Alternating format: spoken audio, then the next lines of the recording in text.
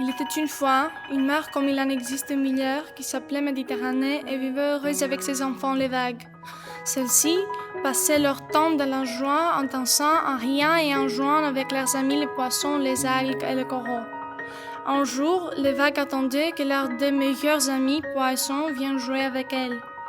Personne n'aurait pu imaginer ce qui arriverait par la suite.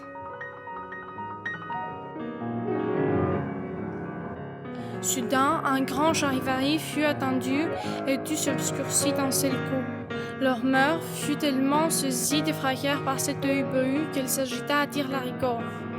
Des silhouettes noires, des véritables hurluberlus, surgirent de loin et à leur passage en zigzag parmi les vagues, elles laissaient une odeur de poisson qui arrivait jusqu'aux narines et suçait jusqu'à l'os la vie des vagues tout en les laissant sans conscience.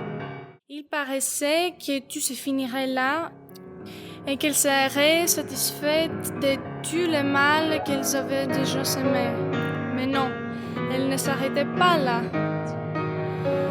Dès qu'elles eurent vu les deux amis poissons se tenir étroitement embrassés afin d'être protégés, elles furent remplies de colère. En prenant un souffle profond, elles se remplirent les poumons de plus de haine et de colère et complètement ouf se précipitèrent sur les deux amis impuissants. Elles les tiraient d'un côté, elles les tiraient de l'autre tout en essayant de les séparer. Les deux amis résistaient. Le lien d'amour qui les unissait était très fort. Mais la haine infinie parvint à briser les chaînes de l'amour et à séparer les deux créatures qui tombèrent par terre sans conscience. Ouf! Les deux hurluberlus allaient lourdement et regardaient tout autour le mal qu'elles avaient causé. Elles ramassèrent tout le mal qui leur restait et couvrirent tout. Leur mission avait pris fin. Tout paraissait désert, obscur, ténébreux, mort. Oui, elles avaient accompli leur mission. Mais où en était le plaisir qu'elles auraient dû ressentir? Les grosses larmes couleur de leurs yeux et un sentiment étrange commença à envahir leur âme. La colère les quitta pour faire place à une terrible tristesse et un regret pour tout ce qui était arrivé, pour tout ce qu'elles avaient fait. Elles s'efforcèrent de découvrir la cause de leur chagrin en s'en livrant des jours et des nuits, mais en vain.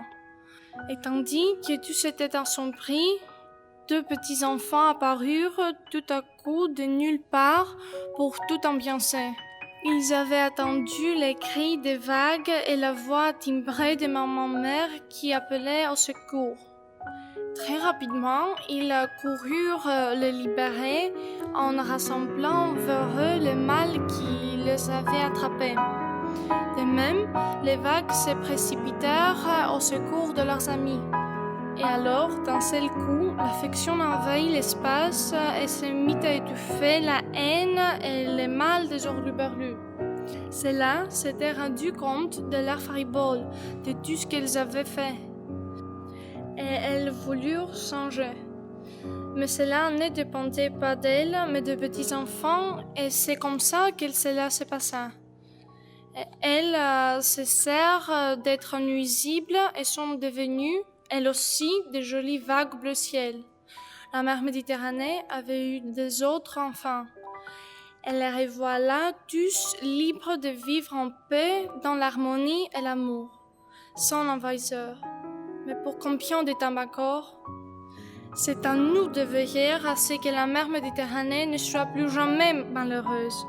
C'est à nous de veiller à ce que nos belles vagues ne tombent plus jamais malades. C'est à nous de veiller à ce que les êtres marins ne soient plus jamais pollués.